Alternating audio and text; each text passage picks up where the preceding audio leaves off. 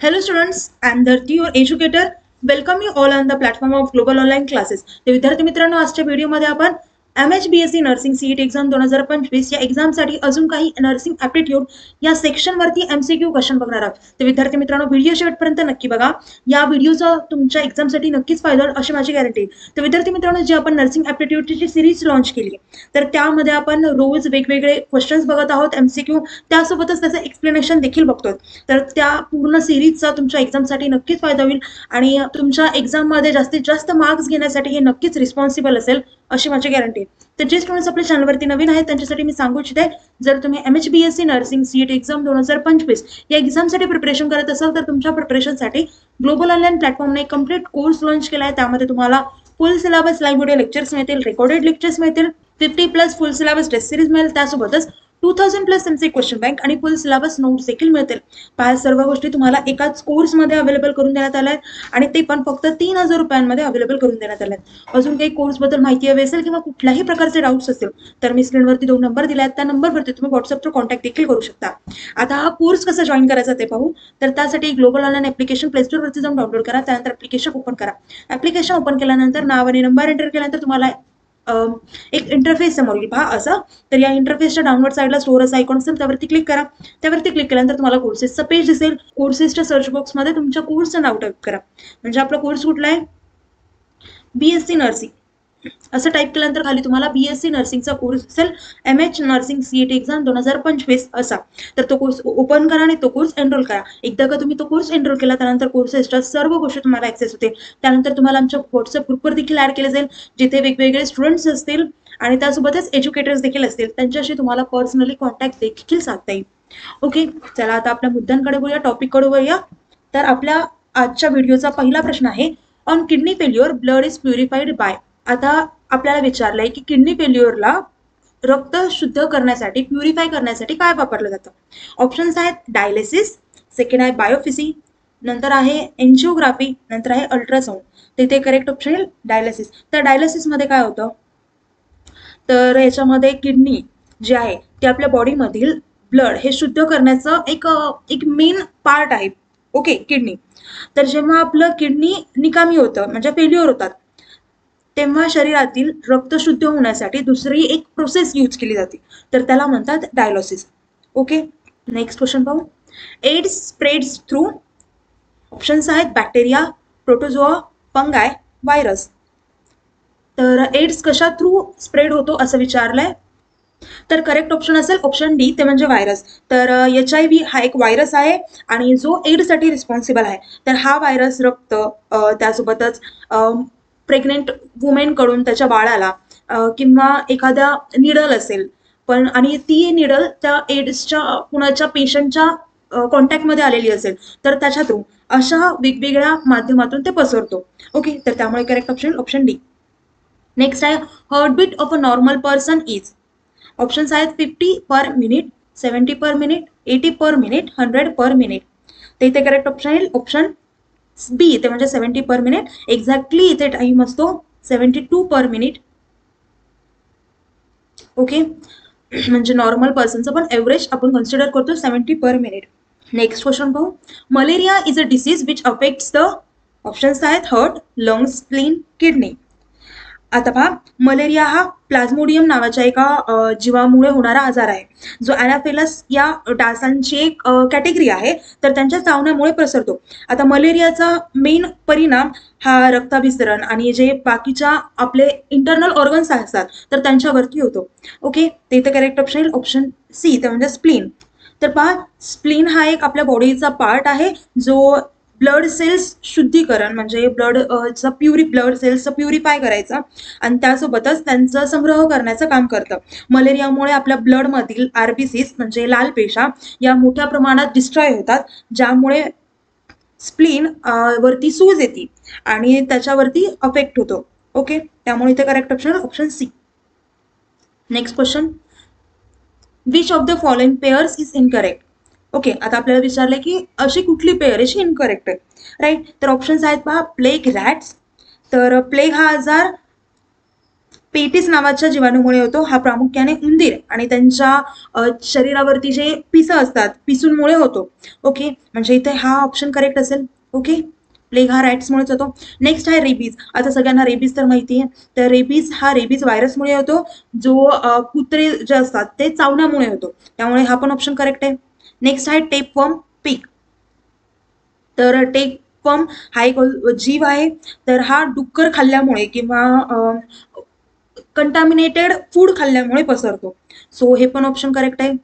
Next आहे पोलिओमायलिटिस आणि monkey.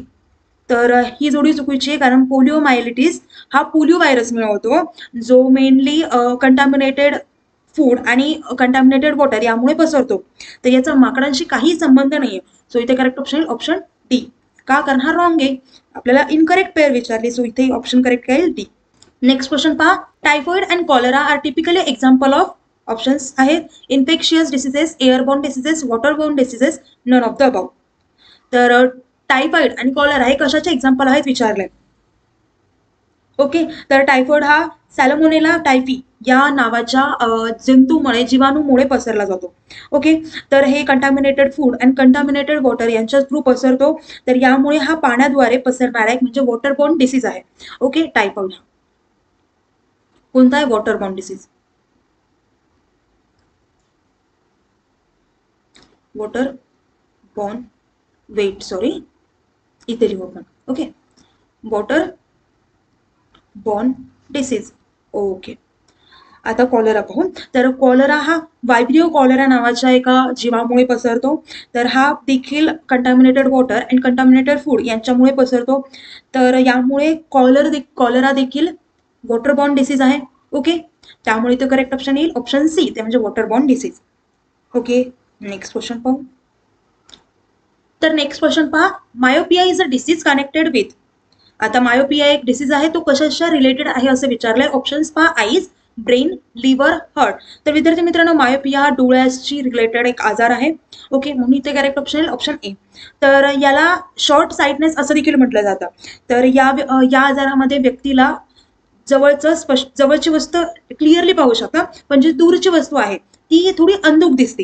तर याचं मेन रिझन असतं ते म्हणजे डोळ्यांच्या लेन्समध्ये किंवा आयबॉलच्या ह्याच्यामध्ये आयबॉलमध्ये कुठला जर दोष असेल तर त्यामुळे लाईट रेज हे करेक्टली रेटिनावरती फोकस करू शकत नाहीत. तर यामुळे मायोपिया हा आजार होतो. ओके, म्हणून करेक्ट ऑप्शन असेल ए. आता ब्रेनमुळे कुठले कुठले आजार होऊ शकतात. ऑप्शन जो बी आहे, तर त्याच्यामुळे मेमरी लॉसचा होतो, मेमरी स्ट्रोकचा होतो किंवा न्यूरोलॉजिकल यांसारख्या आपल्याला प्रॉब्लेम्स फेस करावे लागतात. ओके, लिव्हरमुळे काय होतं, तर लिव्हरशी रिलेटेड आजार म्हणजे जॉन्डिस, त्याच्यासोबतच सिरोसिस, आता अशा वेगवेगळे आजार होतात. नेक्स्ट आहेत ऑप्शन हार्ट. तर हार्टच्या रिलेटेड कुठले कुठले असतात, तर ब्लड प्रेशर, त्यासोबतच स्ट्रोक म्हणजे पॅरालिसिस, असे वेगवेगळे हार्टच्या रिलेटेड आजार असतात. ओके, नेक्स्ट क्वेश्चन पाहू. लॉक जॉ that is difficulty in opening the mouth is a symptom of. Options आहेत पहा. डायफथेरिया, टेटॅनस, कॉलरा, प्लेग. तर इथे करेक्ट ऑप्शन येईल ऑप्शन बी, तर म्हणजे टेटॅनस. ओके, तर टेटॅनस हा एक क्लोस्ट्रिडियम टेटानी या नावाच्या बॅक्टेरियामुळे होतो. तर हा बॅक्टेरिया साधारणपणे आपल्याला जर जखम असलेलं असतं किंवा कापलेल्या त्वचेतून जी शरीरात कोणते बॅक्टेरिया जे एंटर करतात तर त्याच्यामुळे होतो. ओके, तर याचे सिम्पटम्स म्हणजे काय असतं, तर आपल्याला तोंड उघडण्यासाठी अडचण येते, त्याच्यासोबतच मसल स्टिफनेस होतात, त्याच्याबरोबरच आपल्या बॉडीला झटके येतात आणि श्वास घेताना देखील त्रास होतो. तर हे सिम्पटम्स आहेत. ओके ओके, नेक्स्ट क्वेश्चन पाहू आता. Which disease is cause by the deficiency of insulin. इन्सुलिनच्या डिफिशियन्सीमुळे कोणते आजार होतात ऑप्शन मधले हे विचारले. फर्स्ट आहे ऑप्शन डायबेटीस मेलिटस, नेक्स्ट आहे ट्युबरक्युलोसिस, नेक्स्ट आहे जॉन्डिस आणि फोर्थ आहे टायफॉइड. तर इथे करेक्ट ऑप्शन आहे ऑप्शन ए, ते म्हणजे डायबेटीज मेलिटस. ओके, तर डायबेटीज मेलिटस हा एक इन्सुलिनच्या डिफिशियन्सीमुळे होतं. तर इन्सुलिन हा हार्मोनच्या पांढऱ्या किंवा म्हणता येईल पॅनक्रियासद्वारे शरीरात निर्माण होतात, क्रिएट होतात. ओके, तर इन्सुलिन शरीरातील ग्लुकोज पचवण्यासाठी आणि त्याचा यूज हा करण्यासाठी इम्पॉर्टंट आहे. जेव्हा इन्सुलिनची डिफिशियन्सी होते तेव्हा आपल्या शरीरातील गोड पदार्थाची पातळी नियंत्रण म्हणजे कंट्रोल होत नाही, तर ज्यामुळे डायबिटीज होतो. सो इथे करेक्ट ऑप्शन येईल option A. Which vitamin deficiency causes rickets? Option आहे vitamin A, vitamin C, vitamin D, vitamin K. Okay, तर करेक्ट ऑप्शन येईल ऑप्शन डी, म्हणजे विटॅमिन के. तर विटॅमिन डी हा हाडांच्या मजबूतीसाठी खूप इम्पॉर्टंट असतो आणि त्याच्या कमतरतेमुळे, त्याच्या डिफिशियन्सीमुळे रिकेट्स होतात आपल्याला. ओके, सो इथे करेक्ट ऑप्शन येईल ऑप्शन डी. तर आता पहा, विटॅमिन एच्या कमतरतेमुळे काय होतं, तर विटॅमिन एच्या कमतरतेमुळे, डिफिशियन्सीमुळे आपल्या शरीरामध्ये वीकनेस येते. विटॅमिन सीच्या ह्याच्यामुळे आपल्याला स्कर्वी नावाचा रोग होतो. विटॅमिन केच्या डिफिशियन्सीमुळे आपल्याला हार्ट रोग किंवा त्यासोबतच आपल्या ब्लडमध्ये गडबड दिसती. ओके, तर यासाठी रिस्पॉन्सिबल असतात. सो करेक्ट ऑप्शन इथे काय येईल ऑप्शन डी. तर विद्यार्थी मित्रांनो, आता व्हिडिओ इथे थांबवा. काही डाऊट्स असतील तर मला कमेंट डाऊन करा. ओके, आणि जो आम्ही कोर्स लॉन्च केला आहे तो नक्कीच जॉईन करा. रोज 5 वाजता आपल्या लाईव्ह लेक्चर्स असतात. तर रोज आपण लाईव्ह लेक्चर्स देखील घेतो, ज्यामध्ये तुम्ही तुमच्या टीचर्सशी पर्सनली इंटरॅक्ट करू शकाल. ओके, तर व्हिडिओ ते थांबवा. थँक्यू. Nice day. बाय.